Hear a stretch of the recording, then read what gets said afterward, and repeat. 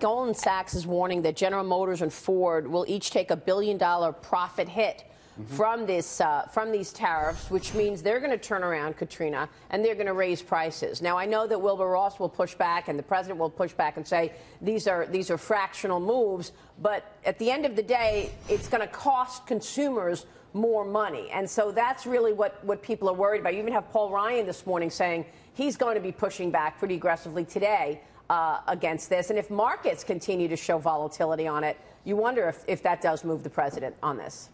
Well, I think Kristen's right. You know, these other countries are political posturing, but I also think that they know not to call the president's bluff. As I said, he knows when to walk away. He's going to do what's in the best interest of the American people. And for Paul Ryan and others to continue to push back, we constantly have to remind them that these were known quantities, known issues during the campaign. Yeah. And Donald Trump wiped out every single Republican that ran and the Democrats, and he flipped some blue states on these promises. The American people said, if I have to pay a penny more for a six-pack of Coke, I'm willing to do it for America. We're looking at this chart, Dagan. I want to get your take on this because we just put that chart back up. We were looking at this chart because when the market turned yesterday was when Peter Navarro joined Stewart on Varney and Company to basically explain the president's stance on trade. Now, you know, there's some debate about this, obviously, even within the Trump White House. You know, Gary Cohen's pushing back on this, we understand. But the market did turn around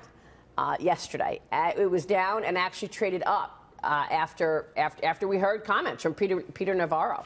And then look where we closed. So I don't know where markets are on this, wondering if this is playing poker or if this... I will turn to not the politicians, right? The political infighting that you have going on. And by the way, the Republicans signaled they might take legislative action to actually block these tariffs. So that's one thing. You go to war with your own party. But I listen to business operators and why the upset about these very specific steel tariffs is because you're bailing out an industry that doesn't need bailing out and saving jobs. You're in the pocket of the unions and you're putting at risk many more jobs than you are saving. Right. That is the central issue, that you're punishing companies that are based here in the U.S.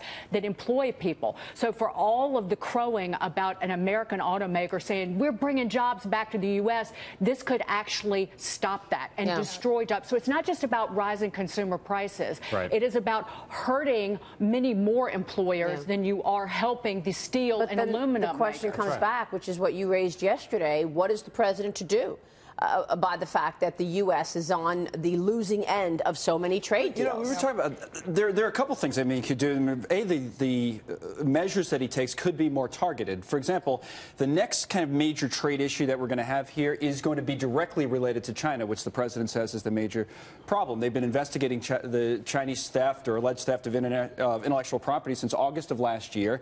There will be action taken against that. There might be support or more broad support for that action because it's targeted against someone who you think is essentially, you know, not playing fair, and that's China. Now, do people think that Canada or Mexico could be about China? This could be about China. You're right. But he pulled out a TPP, which was a trade deal that could have, if better negotiated, could have given us great leverage over China. Because everybody but China. But now China has deals with everybody else. And I'll say that, and it's just the mixed messages that you're getting from the president that's kind of throwing a lot of people off, because he said, I think it was last month in a meeting with the Prime Minister of Australia, Malcolm Turnbull, that Mr. Trump was open. He said this, to joining the Trans-Pacific Partnership if the U.S. could get a better deal. Right. So do that. It's not again, he is putting the hammer down on specific American companies with the steel and aluminum tariffs. So renegotiate these broad deals.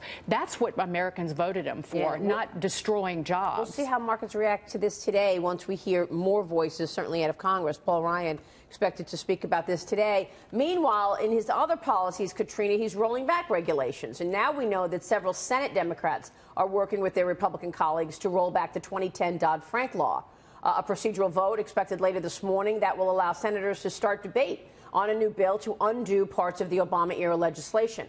Under this new bill, the financial firms with assets between $50 and $250 billion will be exempt from the highest levels of scrutiny by the Federal Reserve. Katrina, your reaction to this bipartisan effort to ease banking regulations? We're expecting a change to the proprietary trading rule, the Volcker rule, and we'll see what else. We're going to talk with Jeb Henserling about this coming up.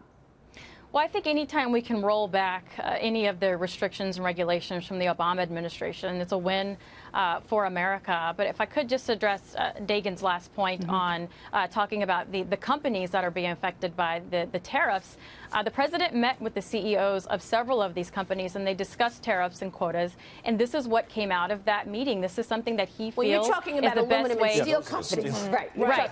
She's talking Yeah, about the companies back to that are Dagan. actually using aluminum and steel, like an automaker, like Coca-Cola, things like that. Yes. So she's talking about the others that are impacted. You're talking about his meeting with aluminum and steel companies. Of course, the aluminum and steel companies like this. Yeah. Yes, they were totally okay with this. And so now that the president has heard several sides of the issue, he's made the decision. And again, as I said before, the cost is definitely something that the American people said they were willing to pay based upon the election results. But to the banking, I also believe that, like I said, if anytime we can rein back the regulations from the Obama era is a good thing for America. I wonder what this does to growth, Dagan. We got to get that number.